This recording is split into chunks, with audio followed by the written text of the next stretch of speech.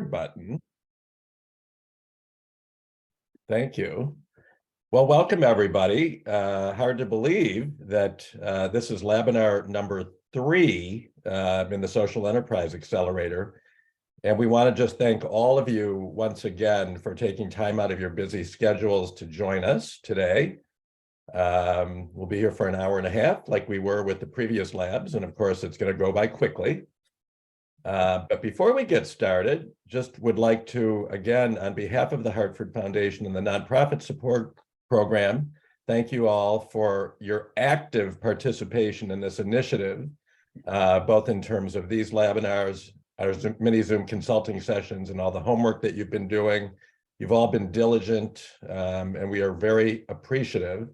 Also, just want to say a thank you to Monica and to Betsy at the Hartford Foundation. A big thumbs up for all of your help in terms of planning, logistics, and making sure that everything continues to run smoothly. I know Mayor Schulman couldn't be with us today, but always a big thank you to her as well for all of her help and support. So with that, I'm going to share my screen and we'll jump into our session for the day. Let me just go into.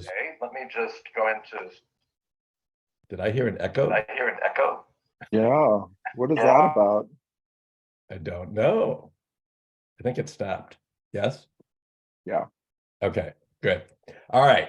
So today's session is a continuation, as you know, on our earned income topic. So each one of these Labinars builds on each other. So today we're still talking about earned income and social enterprise, but we want to now dive into sort of another area which we believe is absolutely important, and that is, what are some success factors that you all as organizations should be thinking about and considering as part of your earned income work? So as you recall, in our previous 2 labs, we've done a lot of discussion about, sort of what is earned income, why is it important for your organizations. We've also done a lot of sort of brainstorming and exploration of earned income possibilities.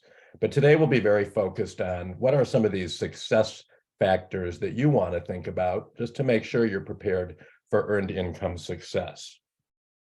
So of course, this is the family of organizations that are participating in the session, and we love it because it's a unique tapestry of organizations in terms of size and mission and the work that each of your organizations do.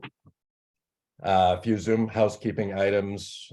This is not new news to any of you, but please mute yourselves until we open the Zoom up for discussion.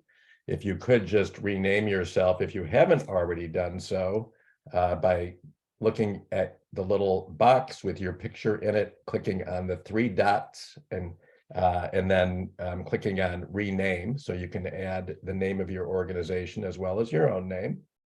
As we go through the session today, please feel free to share any comments or questions in the chat, and we'll be responding to those as well as other questions when we open up the Zoom for discussion. As usual, if anybody is so inclined, feel free to post nuggets of information that you might hear on social media. These are our hashtags and our handles. We have liked all of your organizations on our social media, so if you haven't done that for us and the Hartford Foundation, please do that. And we will be posting again after today's session. So please feel free to like and follow and share. If I could, I'm going to take us off of screen share for just a moment. We'll do a Zoom photo. So let's see. I think everybody has their video turned on, I believe. If you don't, please do so just for a moment. And we want to see your smiling faces. So I'm going to do 2 pictures again, like we've done in the past. Just in case we get any blinkers, we'll have a second opportunity here. So first one, I'll count down. 3, 2, 1. All right. And let's do one more. Maybe we can do a thumbs up or something a little more fun and festive. All right. So 1, 2, 3. And there we go. So thank you all. And let's go back into our slideshow. Okay. So you've heard us share these Labinar must-dos in the past, and we'll do it again. Please keep open minds. Remember, keep exploring possibilities for earned income. We hope you'll learn something new and, of course, reinforce what you already know. And we do like to have a little fun in these sessions as well. Our goals for today are pretty simple. We want you to continue to gain some insight into earned income and social enterprise. So keep thinking about and exploring various earned income possibilities. We also want you to think about ways to apply the tools and the rigor, thinking discipline to identify your most viable earned income opportunity. And then lastly, to consider your agency's preparedness to succeed at an earned income venture. And we'll be sharing more about that.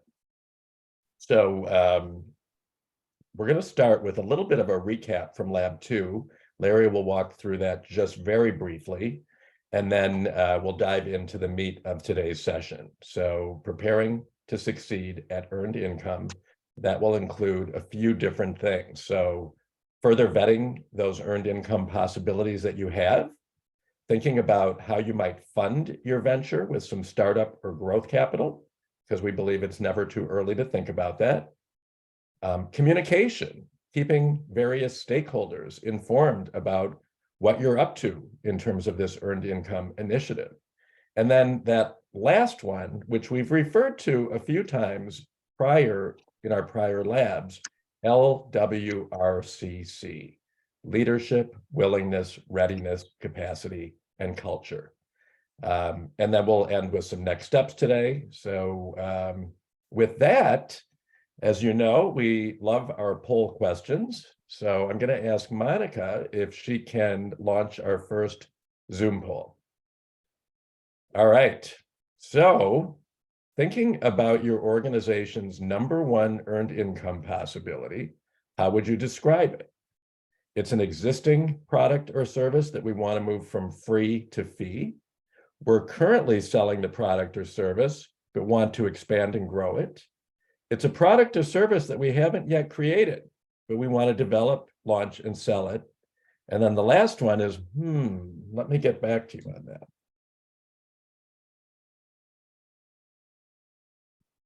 Okay, it looks like there's a clear winner here.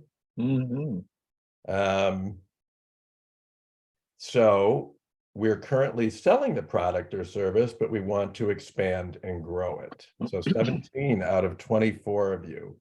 And that's a great place to be. Of course, we recognize that the others are an absolutely great place to be as well. So we've got 5 of you who said it's a product service that we haven't yet created, but we want to develop, launch, and sell it. Good for you. And we've got 2 of you who said it's an existing product or service that we want to move from free to fee. So the good news here is that nobody said, let me get back to you on that. All right, so let's stop that poll and move on. Bear with me for 1 second. I've got to clear my screen. Okay.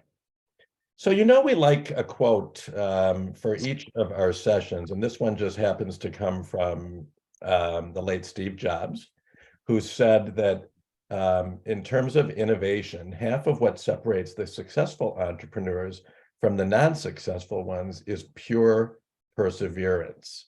And we absolutely believe that. I think that many of you do as well.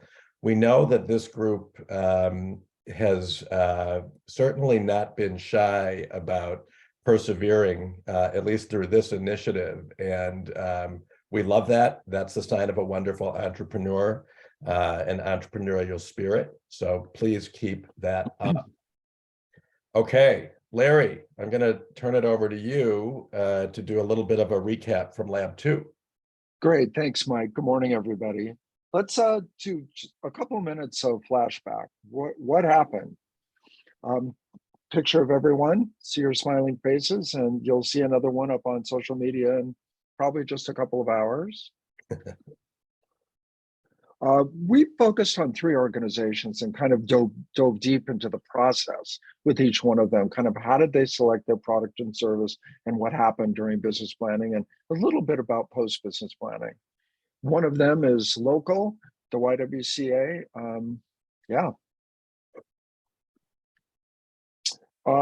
We dove into LWRCC, leadership, willingness, readiness, capacity, and culture. Talk briefly about that, and we'll dive much deeper in that today at the latter part of our workshop. Some of the process that we went through. You had our one-on-one Zoom consulting sessions with each of you. And that perseverance reached through our Zoom session and grabbed Mike and I. A lot of perseverance happening in this group and drive. So we appreciate that, as Mike said. We also discussed the worksheets, and by far this was the simplest homework you will have. Hopefully it was a good process that you went through in doing that. So most organizations had at least 3 possibilities. What we learned was the scoring helped assess the viability for you and for us. You continue to be enthused about your number 1 possibility, and in some cases, number 2. You hopefully narrowed some of the focus, and all your organizations are continuing with some information gathering. We had great discussions and challenged you a bit on some of those, and it was all were very, very good calls. So let's do a poll question. Monica.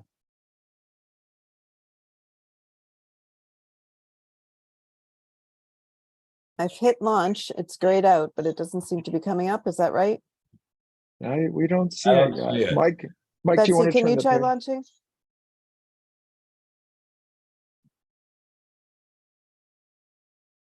If not, we'll go to plan B. Yeah, go. Mike, why don't you It says poll turn it failed on. to launch for whatever reason. There we I don't. go. Thinking about your earned income progress since Labinar number 2, what has transpired in your organization? We significantly advanced our thinking and action. We made some progress, but no, there's much to do. We didn't move the needle much at all. And we had too many competing priorities and no time to think about it. Type it in the chat box. Why don't you just type it in the chat box? That's a good idea. Type it in. Anybody? No progress. Larry,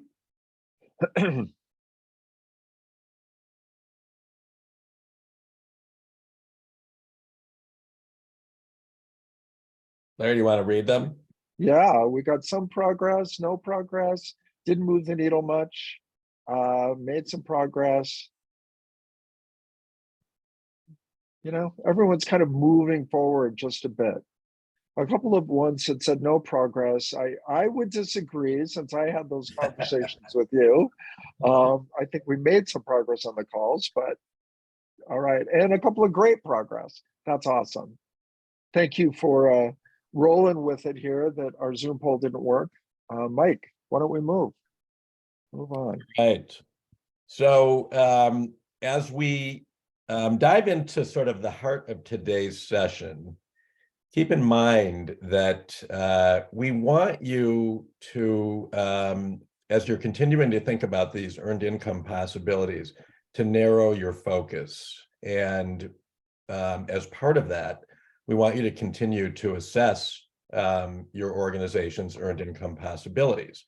So you know that from Labinar 2, we asked you to think about sort of 6 criteria. And your worksheet was really to do a sort of gut check on each of those 6 criteria.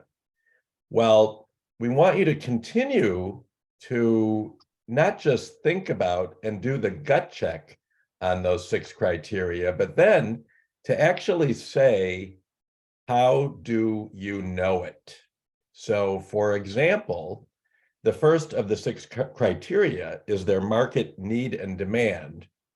We want you to really look at how you know there is a clearly identifiable source of business for whatever this potential earned income offering is. Or it may be an existing earned income offering. So the how do you know it, for those of you who have an existing venture that is up and running, the reason you know it is because you're already selling it. You already have results. So that's a good thing. If you have a brand new earned income possibility, one that you have not had any experience with before, try to be creative and think about ways that you know there is market need and demand out there. Are there other similar offerings that you know have a proven track record? If so, what are they, and what information were you able to find or gather through various sources? So this is going to be part of your homework coming out of today's session in preparation for our next mini Zoom consults. Is there market need and demand? How do you know it? Okay. Secondly, are there customers with dollars to purchase what you have to sell? How do you know it? This can be, you can actually find information about this, again, a few different ways. Looking at who these various customers or potential customers are and trying to understand if they have dollars to purchase. I'll give you a couple of examples. Or some of the organizations that we're working with are looking at, for example, school systems as, or school districts as a potential target audience. So when you're thinking about a school district, you really want to try to understand if there's a sort of a stream of dollars that might be available through the district to be able to purchase what you have to sell, because otherwise, sort of more conventional wisdom is that budgets are tight with school districts, and it might be more challenging to sell your product or service to them. Conversely, if you have, for example, corporate target audience, oftentimes corporations have dollars to purchase, to buy your products or services, and that's something that typically will bode well for an earned income venture. So again, really understanding who are your prospective clients and customers, and then trying to gain as much insight as you can into whether or not they have dollars to purchase. Okay, operational ease. Again, you did this based on your gut check, but we do want you to ask that question. Is there simplicity in developing and delivering your offering, or is there more complexity? And the question is, how do you know it? What will it take to get your venture either off the ground or move it to the next level? So identifying the various steps that are going to be required and what's needed will be very helpful here in really giving insight and understanding into the how do you know it. Okay, speed to market. So again, your gut check is what you did for the last worksheet. This time, how long do you think it'll take you to either develop and launch your new offering, or to evolve and grow your existing one and take it to the next level? And how do you know it? So, after you've identified kind of the steps and the process that you'll go through to either launch a new venture or grow the existing one, really getting a sense for what that map looks like. Is it 3 to 6 months? Is it 6 to 12 months? Is it a year or 2 years or 3 years? So that will make a big difference in terms of kind of how you identify the viability of this earned income venture. Mission contribution. So, you've heard us talk about this before. Is your offering or your potential offerings mission aligned? If so, how do you actually articulate that? And again, what impact is your venture likely to make on the mission of your organization, and how do you know it? This is a lot easier to be able to share the how do you know it if you're already doing it, if you're already delivering the product or the service. So if it's something completely new, challenge yourselves to really articulate again, what is that alignment between the product and service and the mission of your organization? The more aligned it is, the better. And then the last one is the margin or the financial contributions. So after expenses, how likely is it that your earned income venture will generate either a profit or net proceeds or a revenue surplus? So again, if you have an existing earned income venture and you want to expand and grow it, this is an easier one to be able to explain the how do you know it. If it's something brand new, this may be a little bit more difficult to sort of prove or share the how do you know it. But one of the things you can do here again is to do as much homework as you can Art Feldman. about what other Oh, good. Let me just put this on mute. What was that? Oh, that was Art. Again, being able to look to see how other perhaps like ventures, perhaps in the same sector, in the same business category, even doing some sort of research by making calls, asking questions of other organizations and leaders to see how they've done with their ventures can be very, very helpful. So again, sometimes you have to get a little bit creative here in terms of how you think about the how do you know it for margin contribution.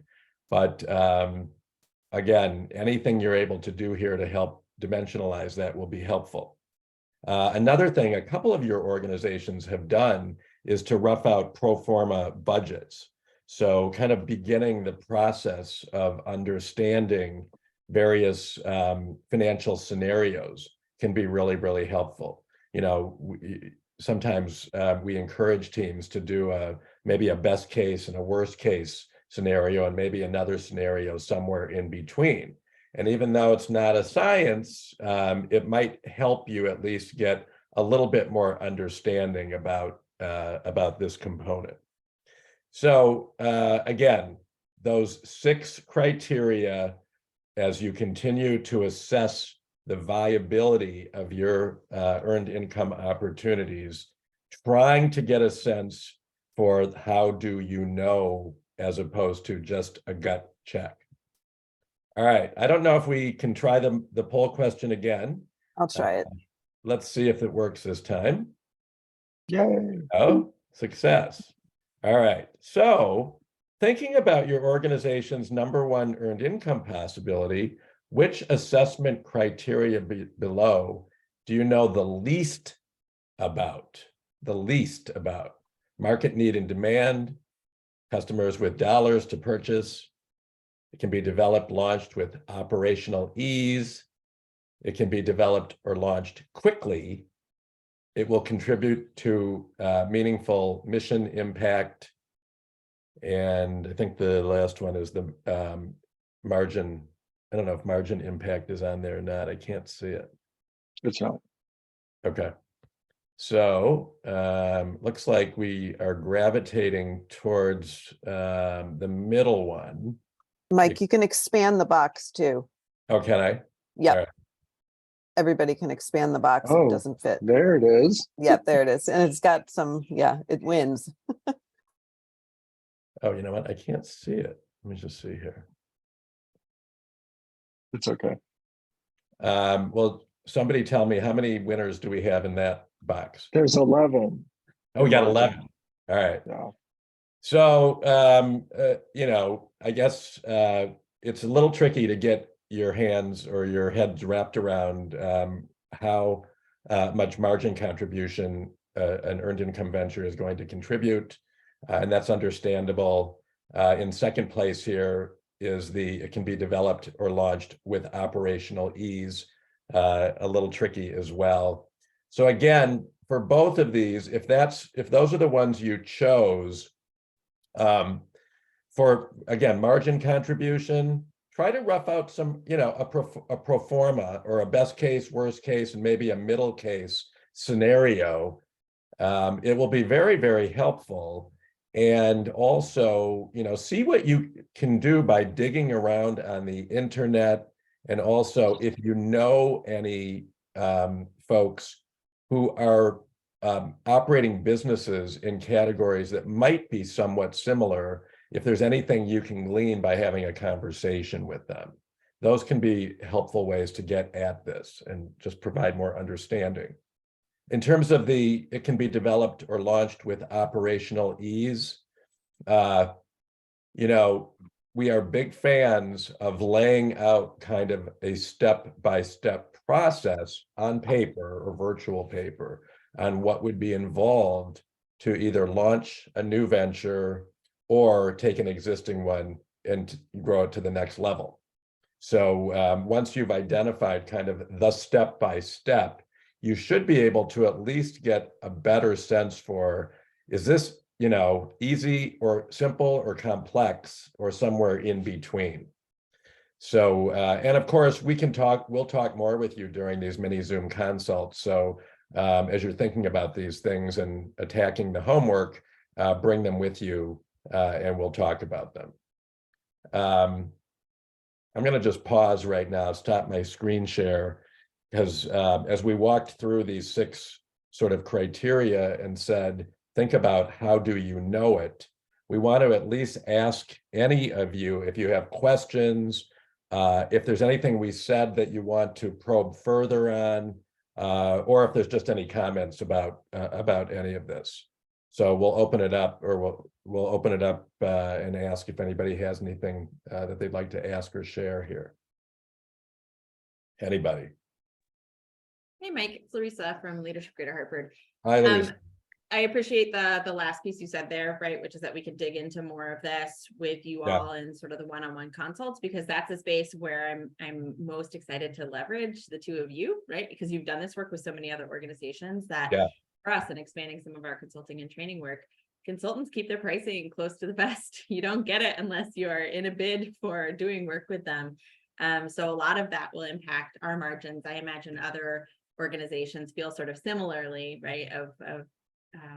You know, we haven't done as much exploring in that space. So I think, as we're all saying, it's hard for us to know, is this going to be really, you know, what's the margin going to be? Is it worth that additional investment? I'm glad that that's a space we can dig in more fully with the two of you, because, you know, the best, worst case and medium scenarios are also pretty big gut checks.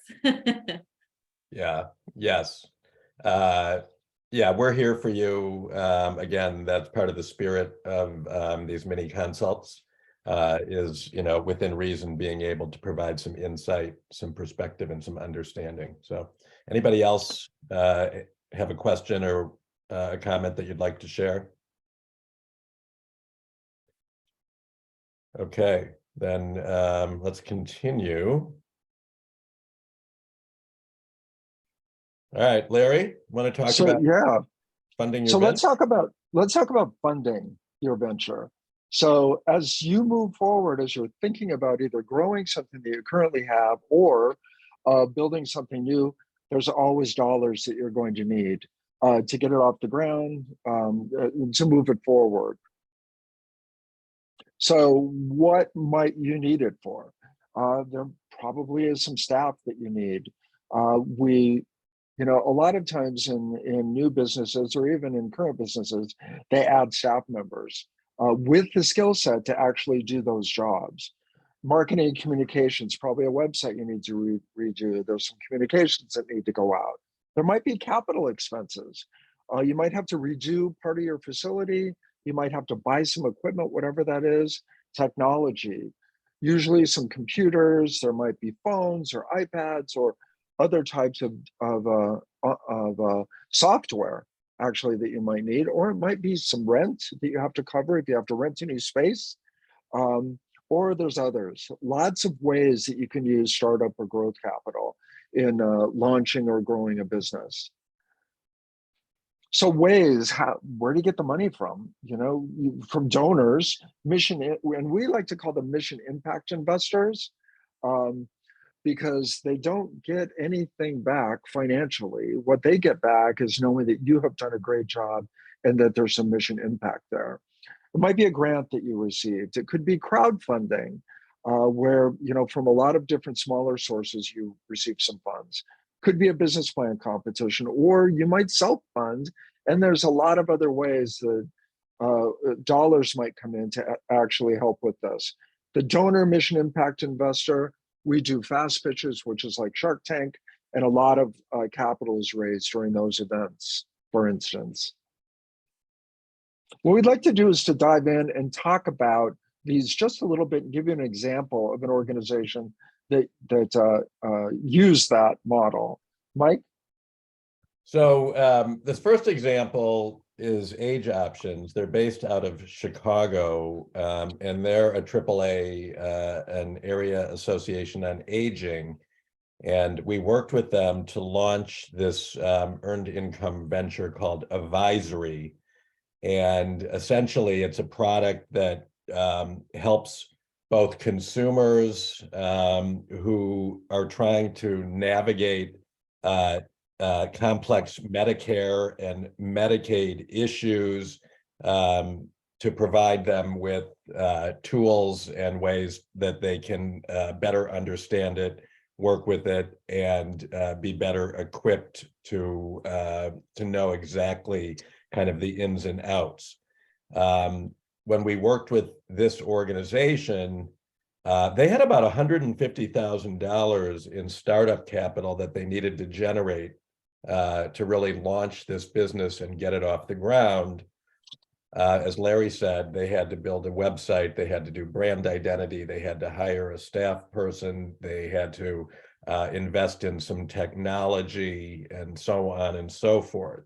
So it just so happens that this is a larger organization. They have a fairly significant operating budget, and they had allocated through approval by their board dollars that they could use to self-fund this initiative. I will say that self-funding for an initiative like this is a less frequent occurrence. So again, we share this just because it is an option for some organizations, but for many, it is not, just because of tight operating budgets and or the need to use those dollars elsewhere. Larry. So the next one is Habitat for Humanity in Charlotte County in Florida. And they were getting calls on a regular basis saying, you know, my mom is moving and we just want you to come and clean out the house, remove the stuff, and get the house ready for resale or whatever they were going to do with the property. So they created a clean out and removal business, and they needed about $70,000 in startup capital. They did a fast pitch and they received actually around $90,000 at their fast pitch. So they had $20,000 more than they actually needed, which helped them fund some of what they were going to start up in year 2 of the business plan. So donors, it's a great way to get dollars for your startup or for your growth capital. And you know, the trick here is to keep those donors engaged along the way and informed.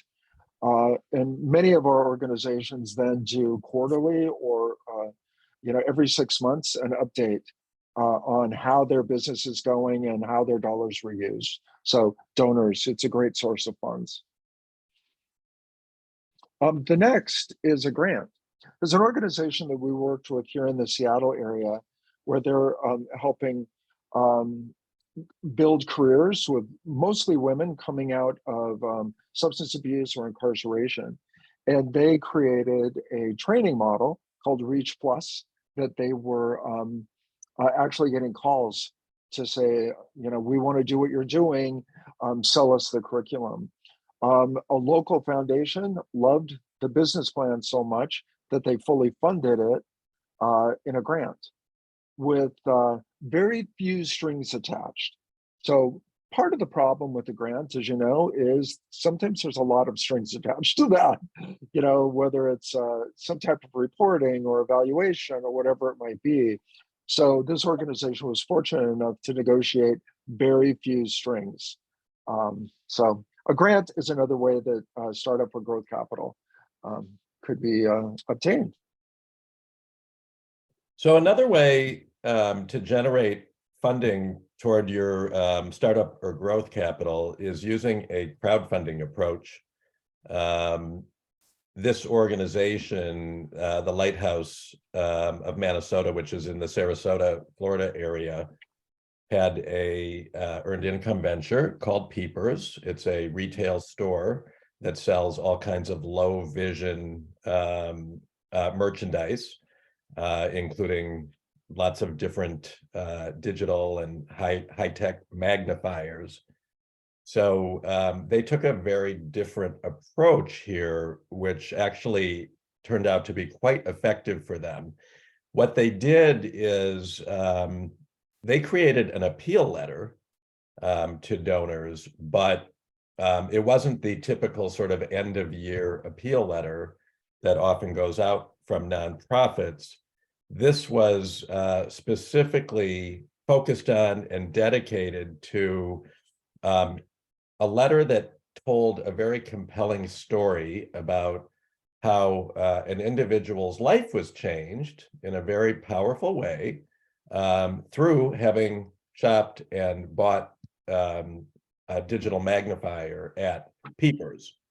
So this letter, again, it gave a very sort of powerful and compelling tug at your heartstrings story about someone who had benefited, and asked then the recipient of the letter to contribute in whatever way they could to Peepers, with the promise that their dollars would help contribute to more of these sort of wonderful stories that allow somebody to live a better quality of life who suffers from loss of vision.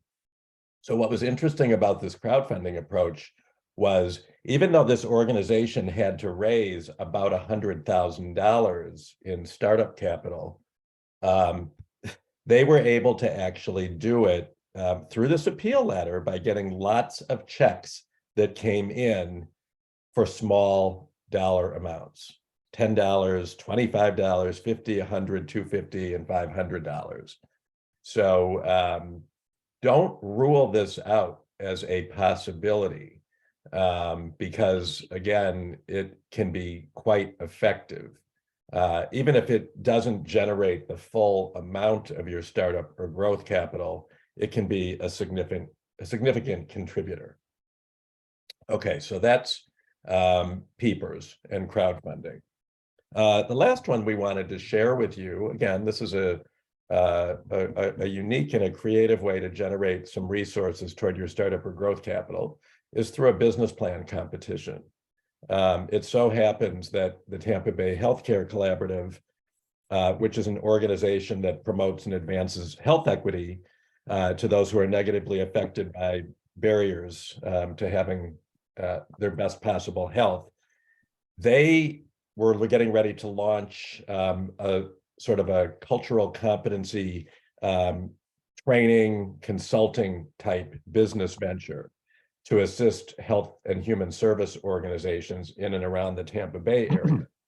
And they actually found out about a business plan competition in their region that they decided to enter. And they took this sort of approach took this cultural competency offering and pitched it in this business plan competition. It's through an organization called SVP, Social Venture Partners. Oftentimes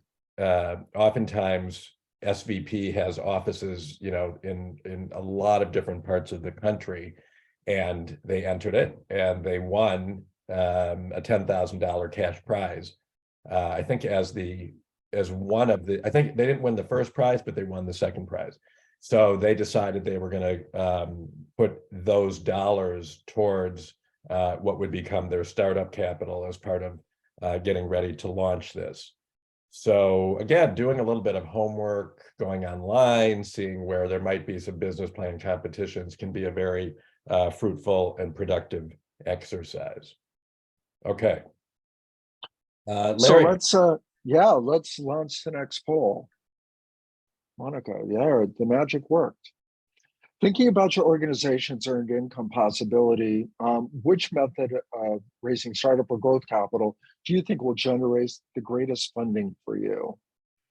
So we have pitching to donors, mission impact investment, applying for a grant, using crowdfunding, entering a business plan competition, self-funding from dollars. There's other ways too, but these are the 5 we picked.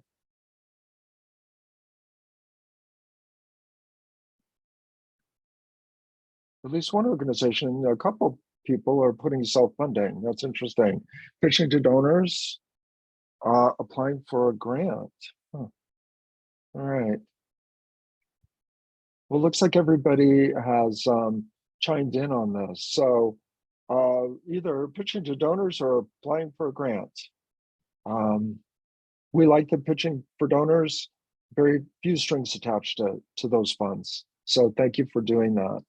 Let's Mike, do you want to? Larry, can I just interject for 1 second? Because I do think it's important just to underscore here that we have learned over time that one of the beautiful things about pitching to donors or mission impact investors is not only does it give you an opportunity to bring your earned income venture to your existing donors, but also to think creatively about who some prospective donors might be in the community who you haven't talked to or connected with before. So thinking through who are some potential entrepreneurs that may have a passion for or interest in what you have to share. And again, just getting creative about who might you be able to approach who you haven't had that opportunity to talk to in the past. So just, be thinking about that. So there's a worksheet, and we want you to think about this. And Mike just highlighted the first one, which who would provide the funds? Kind of where would you get those dollars from? And those are, as Mike said, there's a lot of times recurrent donors. And what we have found, honestly, is that the current donors get so excited because they've never seen your organization produce a business plan, that they will keep their current level of funding and provide you their annual contribution. And on a top of that, we'll provide additional funds for the business strategy. How would the funds be acquired? So it's like, who is it? Is it your job? Is it the executive director? Is it the board? Kind of, how will those funds be acquired? When would the conversations begin? We love the conversations to begin as soon as you decide which product or service you want to move forward with. Because as you start having those conversations, there might be 1 or 2 donors out there that are very interested and want to be maybe a part of the discussion as you move the business plan forward, so there isn't a surprise when they get a copy at the end. So think about those 2 or 3 donors that might be interested in this. Who on staff, board would assume the responsibility to raise the funds? So somebody's got to be the point person on raising the dollars, whether you're fortunate to have a fund development director on staff, or the executive director, or a board member. So think about that. And then what strings, if any, might be attached to the funds? So if you get a grant, there could be some strings attached to that. Every once in a while, a donor wants some strings attached to it, but not all that often. So what strings might be attached? And how do you kind of weigh that against, is it worth getting the dollars that way? Or is it better to get them a different way? So this is going to be a worksheet. We want you to think about this and kind of a bit about the process of who you're going to have the conversations with, who's going to be responsible for it. And we really like the less strings, the better. Mike, do you want to maybe move forward? Let's open it up for just a second. Questions about this, thoughts about this?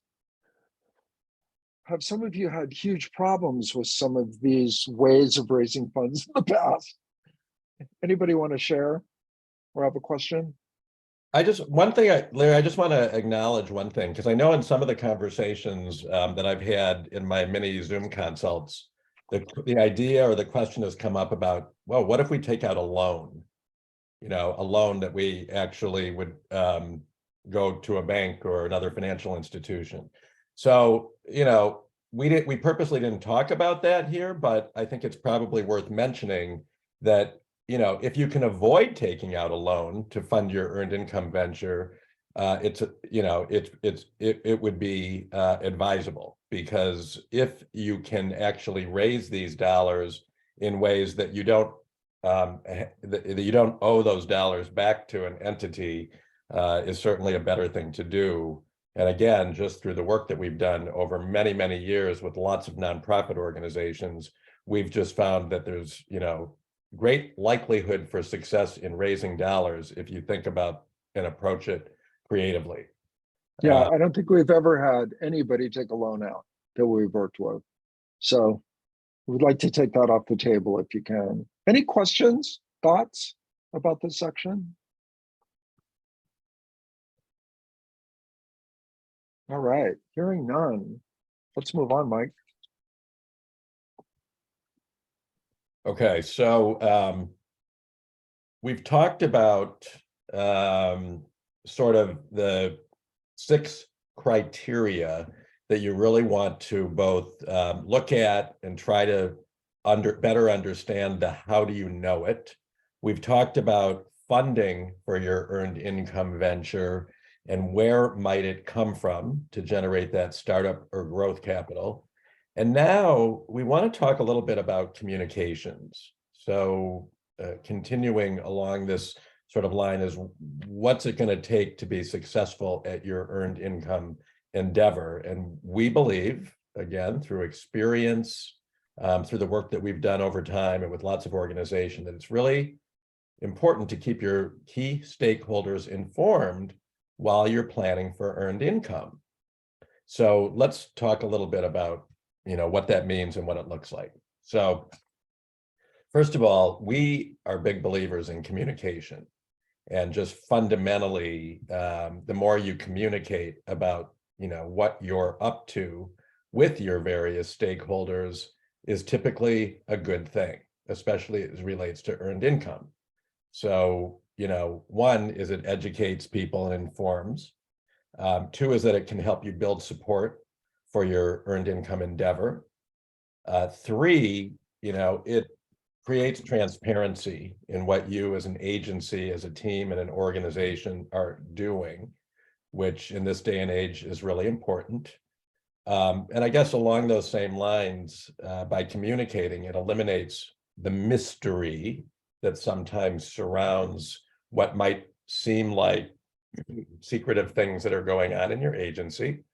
And in the end, it just helps create, more efficiency and also kind of effectiveness as you're getting ready to either launch a new earned income venture or grow an existing one.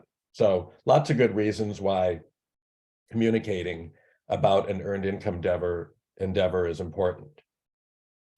So just an example, this one happens to be, one that we give a thumbs up to, an organization that we work with called Generation Schools Network, based out of Denver and Brooklyn.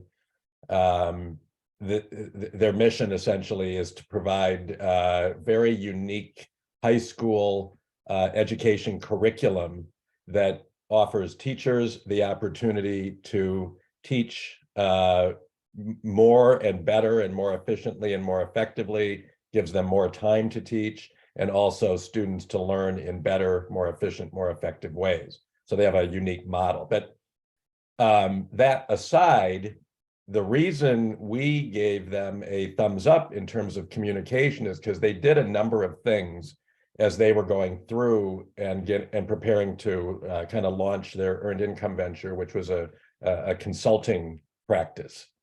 So first of all, their board was involved in their earned income discussions and planning. So you've heard us talk about this before. Each of your teams, I believe, are being diligent about that in terms of this work. So that's a good thing. They allowed the opportunity, for their board and others to ask questions and to be able to address them on an ongoing basis. So again, eliminating any mystery about, kind of what was happening in their agency. This organization also was very proactive about this kind of funding piece. And they actually made a number of personal calls, had some conversations to inform a couple of their key funders about what they were up to. So again, if you have a funder that you've got a relationship with, especially if they value capacity building, entrepreneurial type initiatives, these are good conversations to have with a program officer, somebody who you have a relationship with. Another thing they did in terms of communication was to make sure that their earned income venture or the topic for it was on the agenda for staff and board meetings. So being prepared to address it and talk about it, on a regular basis as part of an agenda. Interestingly, this organization actually asked Larry and I if we would participate in a couple of board presentations. So we did that.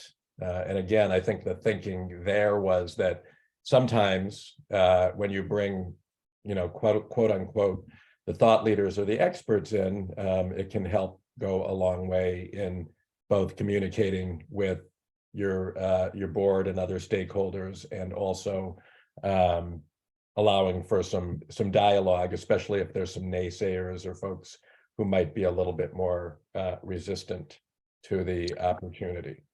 Mike, if I could just add one thing here. Yeah. This organization also, 20% of the revenue was coming from their consulting business. They had a small consulting business up and running. By the time they launched the business plan, and a year later, 80% of their revenue was coming from their consulting business, and it quadrupled their budget. So it totally took off for them. So it's just something to think about, as you're thinking forward. And part of it was because of how they communicated it and continued to communicate their business once it was launched. So second example, this is the flip side of it. We give this one the thumbs down, the sad face. We're not revealing the name of the organization, so but we will share with you kind of why we gave the thumbs down. And again, you can just see the difference between these two organizations in terms of their approach to communication. So the team that we were working with on this business planning earned income initiative, they really chose to keep it quiet and sort of hush hush, and to not intentionally communicate with their board. So their kind of perspective was, we're just going to share this on a need to know basis. The mindset was, the less our board knows, maybe the better. They did not have their board present at key sessions or meetings where this earned income venture was being discussed. And, again, it's just kind of this whole idea of they were absent from discussions, they were absent from planning, and there were very, very, very few updates given on progress. So I think, as Larry and I did a little bit of a postmortem on this, we realized it was kind of a cultural thing within this organization. And as much as we, had suggested and pushed that, communication with the board, with the various key stakeholders was important, they did choose not to do that. And I think what was most telling is that this one did not have a happy ending because there were a number of challenges at both the mid and the end point of the work we did with this team and this organization. There was a lot of pushback, there was a lot of a disagreement, and in the end, the board ended up just kind of pulling the plug on the initiative. So again, remember, information is so important and so is communication. So, if you see yourselves as a team or an organization in this one, push yourselves to think about what are those steps we can take to communicate. Renee, did you have a question? Yes, I do. Can you hear me? Oh, Yeah. Yeah. So my question was, what was the logic or rationale for not communicating with the board on this the initiative? As best we could tell, there was a little bit of a adversarial relationship with the board, and I think the leadership team at this organization felt like if the board knew too much information, they might get too into the decision-making process and perhaps weeds with the leadership team, which again, it was probably based on previous experience, but in hindsight and in retrospect, it just wasn't at all a good thing to do. And I think even going back further, had we understood that dynamic between the leadership team and the board, it probably wouldn't have been a good sign that they should have even pursued an earned income endeavor. So, again, this whole idea of being in lockstep with leadership, board, and staff, and LWRCC, which we're going to talk about in a few minutes, plays into that. So I don't know, Larry, anything else that you want to? No, I mean, the executive director viewed the board as a policymaking board and stay out of operations. Right. And that's how she approached it. And Mike and I learned a really good lesson. Yeah. We need to ask a lot of other questions as we're moving forward with a client. And that's why board members have to be part of your teams, right? Because we want that person to communicate internally. So anyway, we can move on, but Got it. Thank you. yeah. Yeah, and I think the good news is, again, with all the organizations we've worked with over time, very few of them display this kind of extreme behavior. Maybe not, I would say, organizations might be somewhere in between the first success example we showed and this one that is less so. But again, there's things that you can do and be very intentional about when it comes to communication. All right, so let's launch the next poll, Monica.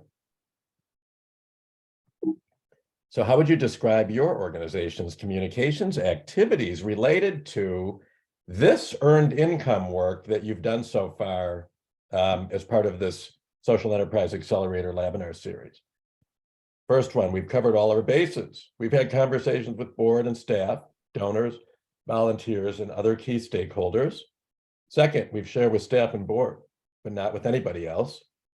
Third, not too many people know yet. We're waiting to finalize the selection of our earned income offering. And the last one is, it's been a well-kept secret.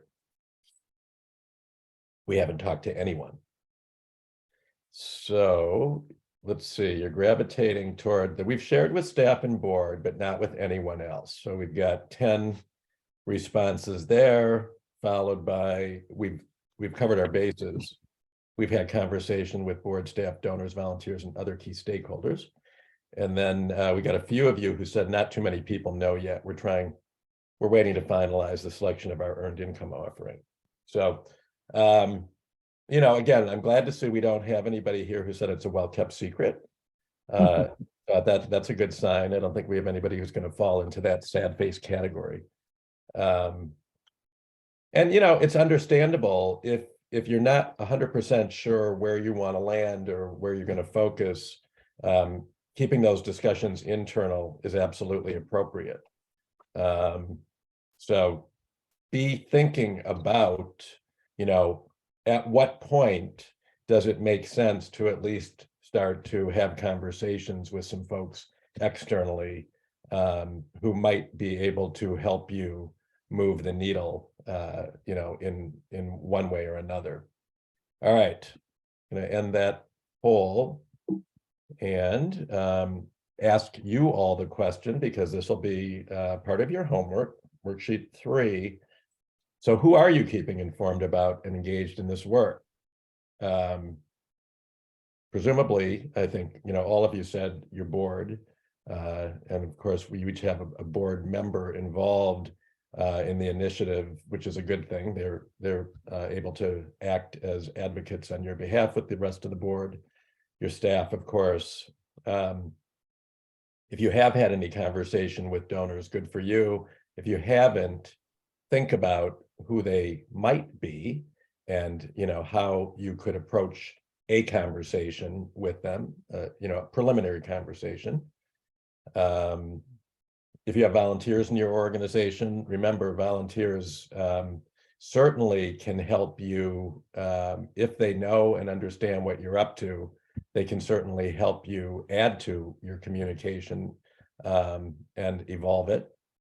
If you have partners, whether they're strategic alliances or other types of partners, sometimes they can really help you, with your communications agenda as well. So be thoughtful about who they might be and how to have that conversation.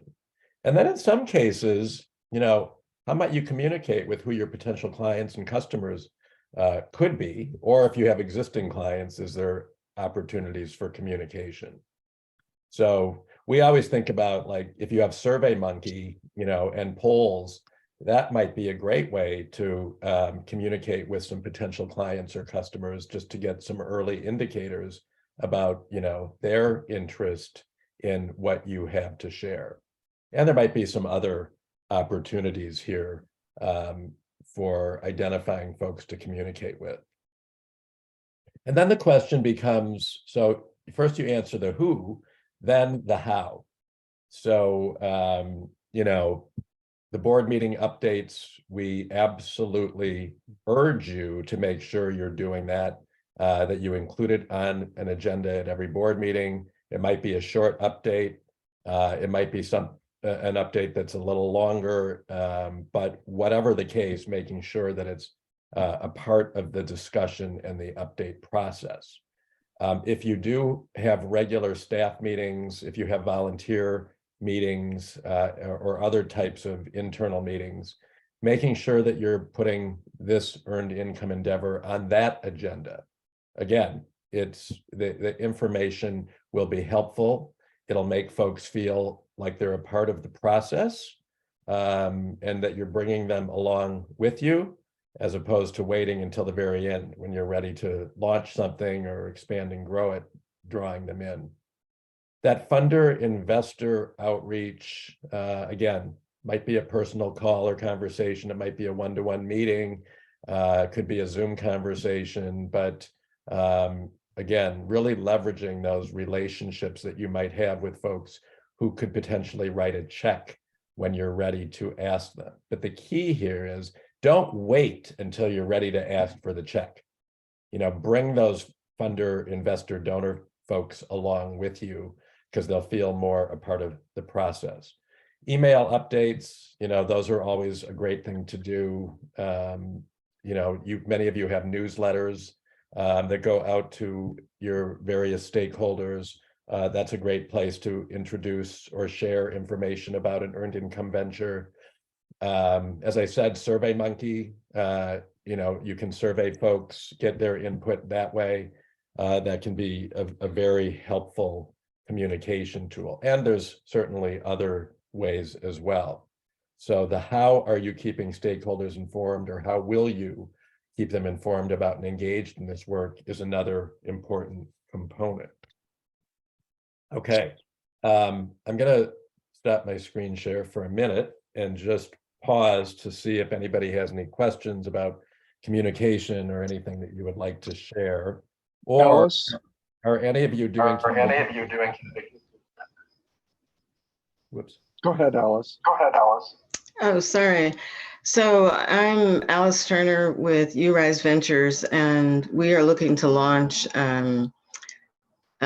print and marketing social enterprise nonprofit venture. And I would say that I err on the side of over communicating. So we've had this idea in the works for a few years. I've been talking to board members about it. Anybody who listened to me, I talked to them about it. So I guess that's our good news. I was shocked, though, to say that when I mentioned it to board members, I actually had someone say, that's not what I signed up for. So URise provides business and entrepreneurship education to youth. And I think all of our current board members have been around for 2 terms, and so they know the idea, they know our mission, and so they're really excited about what we do in terms of educating and elevating young entrepreneurs. And just really surprised to hear 1 or 2 of them say, social venture, mission-driven, that's not what I signed up for, as almost a suggestion that they didn't support it. So I just wonder, what reaction, feedback you might have when you do communicate and you get that kind of reaction. Why are you doing that? You're a nonprofit. That's not what I signed up for. Mike, can I jump in? You're getting an echo. Not sure. Alice, there you go. I think, Alice, I worked with you and Will, and I think part of it might be, and others might have the same reaction, is as you share it with whoever you're sharing it with, lead off with, this is why it's a mission-based project or endeavor. This is what makes it mission, and then talk about it. They need to clearly understand what the mission how the mission is woven into why this business is important. And I think we had talked about, how do we bring those entrepreneurs into this business and create additional entrepreneurs that will go out into the community. If they understand that, maybe they will look at the business as kind of the secondary piece of it, but the primary piece of it is, we're going to launch entrepreneurs in the community. This is the space where we're going to do it in. So I don't know, I'm just talking out loud, but I think it's a really good question. And it's how you communicate it in the very beginning, as opposed to starting with the business and then backing in, the mission part of it. How do you start with the mission as the driver? So then they'll clearly, hopefully, get it, and it will be articulated for them. So, my 2 cents. A couple of other suggestions too. Again, I think you're certainly not the first to have shared this with us. We've worked with other organizations that where folks have the same experience. So, a couple of other things just to keep in mind is, if other board members are advocates for the work, figuring out how to leverage those board members to bring the naysayer board members along, that can be helpful. 2, case studies are really helpful too, or sharing examples or stories from other organizations who have utilized earned income and social enterprise to help expand and grow the mission of the nonprofit. So, oftentimes there's no better way to convince somebody than by sharing tangible examples and results. And, if all else fails, Alice, we have seen, sometimes when there is that pushback, somebody fundamentally does not buy in or believe in this idea that it's okay, to generate income as a nonprofit and then use it, in ways that can help boost the nonprofit. And you might lose that individual because they just fundamentally don't believe it. So if that's the case, it actually might be for the best. If that individual is not in sync with the rest of the team, the organization, and even kind of the fundamental beliefs that the organization has, they're probably not a good fit. So I don't know. Or buy them a box of Girl Scout cookies and, Right. and have a, Yeah, that's a it's good a good idea. example. Yeah. Mike, we should probably move on. Okay. All right. So wait, you know what, Art? I know you just typed something in the Oh. chat. What did you say? Take yourself off mute. There. Okay. Oh, so I just repeat what I said? Yeah, what did you type in the chat box? Yeah, so what I said was that we had a board vote on taking this further, the social enterprise that we're engaged in, and 2 board members were opposed to it. And within a couple of meetings, they resigned, and I think that was a good thing. Yeah. We So all need to be on the same page. that's a good example, of how it actually played out, and it worked out to I think the advantage of your organization. So thanks for sharing that, Art. All right, let's go back into our slides. So Larry. All right. I just share one more little teeny thing, based on Art's comment. Organization I ran before, we created a new social enterprise, and I actually had staff that needed to leave. And we had 2 staff members leave because of it. And, sometimes it happens. It happens. So are you ready? We're going to look internally now. We've been focused pretty external for the first 2.5 labs. Now we're going to point the fingers inside. And are you ready for this? Are you ready for this? So this is LWRCC, and this is going to be part of your homework. We want you to think about leadership. Do you have an engaged CEO and board? Willingness, a strong desire and enthusiasm to move forward. Got to be committed. Readiness, are you prepared to take action? Whether you have staff or maybe some donors or some volunteers, are they ready to kind of step forward and get involved? Do you have capacity? Some available resources, whether it's staffing or some dollars or some time, and culture. Do you have an entrepreneurial spirit as you're moving forward? Are you open to change, or are you constantly hearing people say, oh, we don't do it that way? So culture, it's really important as you move forward. So let's dive into these a little bit. So the first one is leadership. Leadership is absolutely critical as you move your earned income venture forward. Is the executive director and board committed to earned income? What does that look like? Are they showing up? Are they engaged? Do they like the conversation? Is the leader a champion and a supporter of it? So your executive director, the last thing we want is the executive director to, not show up at meetings and to be on the sidelines. That person needs to be engaged because they're a conduit to the board. They're a conduit to the rest of the staff. They need to be a full supporter. Is the full board on board for earned income? We love to have the whole board sign off to move forward. So at least we know there's at least one time where the board as a whole agreed that earned income was important and that they like this idea. And as the executive team in it for the long haul, this isn't something that, it's like a fundraiser you're doing and it's done and it's over and we wash our hands. We don't think about it for a year.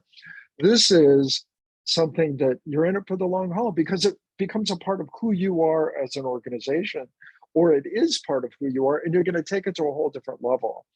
Long haul, probably years to come. So that's leadership, absolutely critical as one of the factors. So looking at worksheet 4, what does your leadership configuration look like in these areas?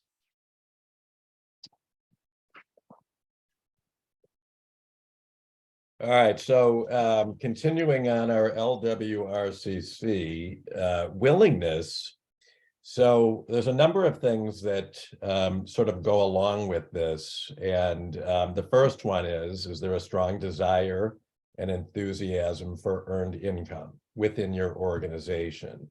Again, presumably with each of your teams, the answer is yes, which we've seen through your participation in these Labinars and also through these mini Zoom consults that we've had. Is there a shared belief and understanding of earned income kind of by your key stakeholders? So again, staff, board, perhaps volunteers if you have them, you know, if you've had conversations with donors and any other key stakeholders. We always like to say, as part of willingness, are there passionate advocates for earned income? Again, I think by virtue of the fact that you all have been with us from the beginning, the answer here for each of your teams is yes. And then lastly, you know, we like to say, is there a green light for earned income? And is there agreement to overcome barriers or hurdles or challenges as they might present themselves? So this idea of green light, yellow light, red light, you know, thinking about that in terms of your own organization and your team is kind of a good way to visualize it. So as you're thinking about this homework, as part of your homework, you know, where do you as a team see yourselves? Green light is great. Yellow light, you know, always sort of says proceed with caution, which might be okay. And then, you know, red light is that kind of like stop, you know, why are we doing this? So think about that as you're doing this part of your homework. Okay, readiness. So we like to ask you to think about, is your organization prepared to take action for earned income? And remember,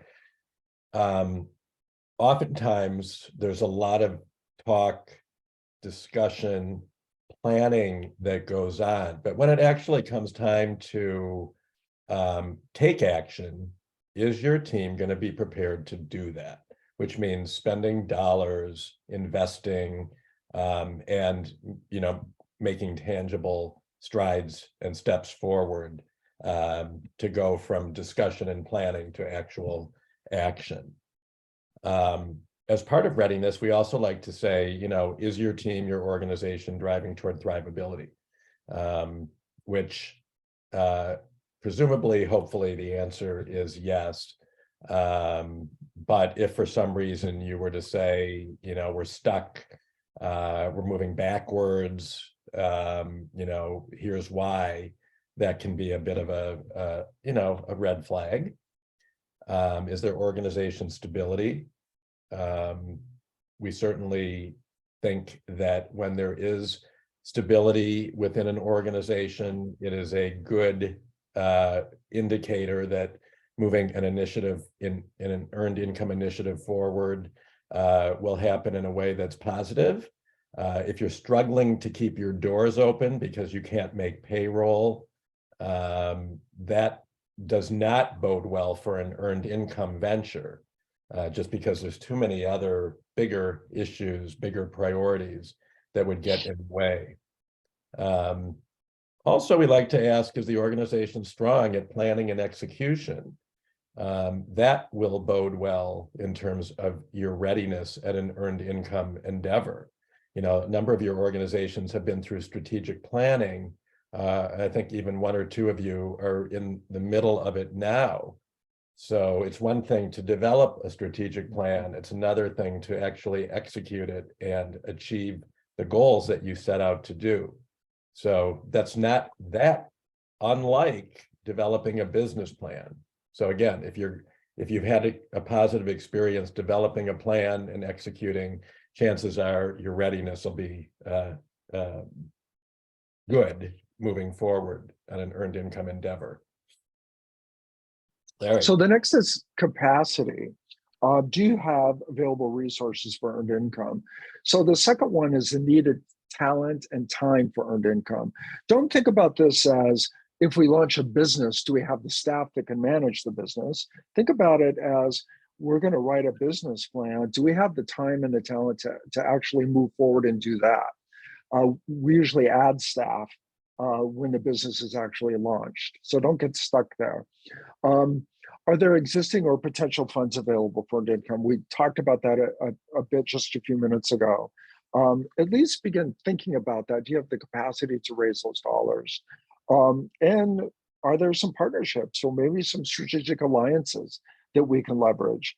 Many times, if you think about whatever that business venture might be, there could be partners out there that would help you move it forward, that could help you launch it, could help you with capacity. So capacity is important. And the last is culture. Do you have an entrepreneurial spirit? And I have to say, every organization I'm working with, I can't speak for Mike, has a crazy entrepreneurial spirit. You guys are very, very motivated, and we love that. Do you see opportunities where others don't? And I think all of you are seeing those opportunities. Is there openness for change? Or is it always we don't do it that way? Are you nimble, flexible, and do you take some risks? Or are you always playing it on the safe side? So culture, do you have that entrepreneurial culture moving forward? So these are all on your worksheet number 4. Let's do a very fast poll question. We just have a few minutes we need to wrap up. So thinking about your organization today, how would you describe it? We're strong in all 5 areas and prepared. There's one area that probably needs some improvement. There are 2 to 3 areas that we need to work on, or I wish we could say we're ready, but we're not. Okay.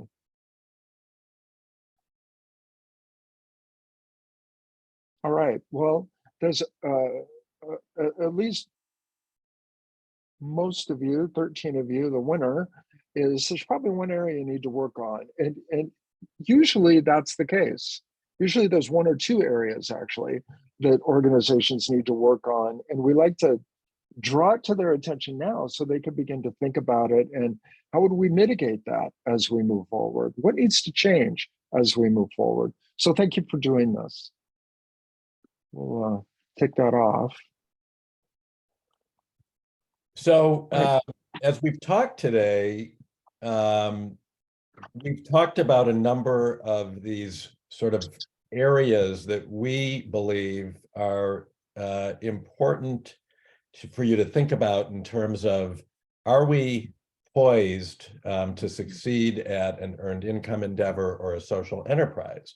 So as you continue to evolve your thinking, explore possibilities, and consider kind of, all these things that you've learned about earned income and what's involved, and kind of these readiness considerations and what it takes to succeed, we'd like to encourage you, to really be thoughtful and as a team, as an organization, to really think about, do we have what it takes to move forward with an earned income venture? Again, for those of you who are already doing earned income and social enterprise, and you've seen some success with it, this may not be a challenging question. If an organization is sort of new to this and is thinking about launching something completely new, it would encourage you to really just think about, are we ready to move forward today?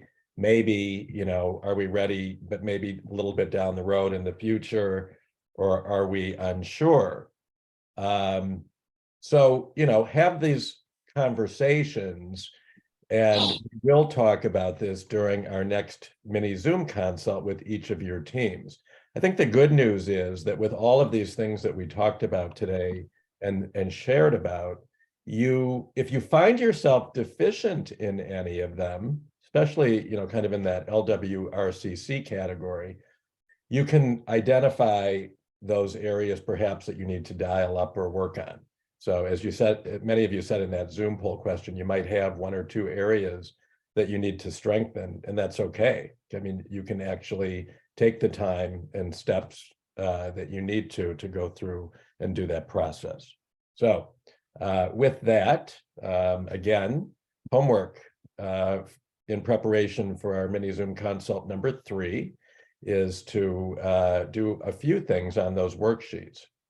Continue to further assess your earned income possibilities and kind of go through that. How do you know it for those 6 criteria? consider where your startup or your growth capital might come from. Who might you approach? How would you think about doing that? Also, how are you going to communicate with your various stakeholders? So you've already been communicating, but are there some other steps that you can take to evolve and strengthen that communication? And then lastly, to assess your own team's readiness, LWRCC internally. So that's your homework. Larry, you next step. Yeah, so join us for Lab 4. It's Wednesday, July 12th. I can't even believe we're talking about July already, from 10 to 11:30 in the morning, like all the rest of the labs have been. And we'll focus on developing an earned income business plan. So it will be very, very much about what is a business plan, what's in a business plan, and we'll dive into the components. As our friend Yogi Berra said, if you don't know where you're going, you'll end up someplace else. That's why a business plan is so, so important. So criteria for participation, again, we want the team of 3 to attend, CEO, board, and staff, or a couple of board members if you don't have any staff. Complete and submit the follow-up survey, which you'll get from Betsy. The worksheets via email to us. Please send the worksheets a day or two before our sessions. We've had to reach out and remind everyone to do that. So please do that as soon as you get them done. Participate in our Zoom consulting sessions. And if you haven't already, set up a time with us for that. And register for Labinar number 4. So all team members must register. I think there was a few that didn't this time, and we reached out to you, but make sure you do that. Sign up the whole team. And I think we'll open it up now for Q&A. If there's any final questions or comments, Mike and I will hang out for a few minutes afterwards, just in case some folks want to ask some additional questions or conversations. Renee, you have a question. I do. So for the sake of all of us on the call, by chance with you and Mike, with your working with all of us, do you see the potential for some competing initiatives among us that could cause, problems with us really having some earned income? I don't. I mean, with the 5 that I'm working with are very, very different thoughts and businesses. And I think Mike's also. I don't see any competing priorities right now. Good I to think know. I know for a couple of the organizations we're working with, they're looking at or considering venue rental opportunities. But again, I think the key with venue rentals is that the good news is there's a lot of space and opportunity, in Greater Hartford for organizations to rent spaces for events and meetings and parties. And so while that, yes, I mean, fundamentally there might be, kind of competitors, but I don't think it would be a big issue, because I think there's lots of room for venue rentals in your community.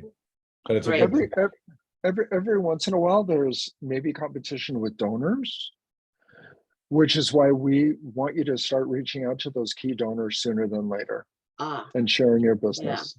Got it. Yeah, that makes sense. When we have done fast pitches in Hartford before, there's been donors that have attended more than one fast pitch, and they have provided funds to more than one organization. So I guess think about it that way too. Mm-hmm. Great. Thank you. Questions? Other questions or thoughts? All right. Well, thank you all for participating today, for hanging out with us. You've got some homework. I know Betsy has put in the chat box some of the homework links. You will also get those links in an email after our workshop today. Mike and I will hang out for a few minutes afterwards, just in case anyone wants to hang out with us. Oops. All right. All right. Thanks, everybody. Bye.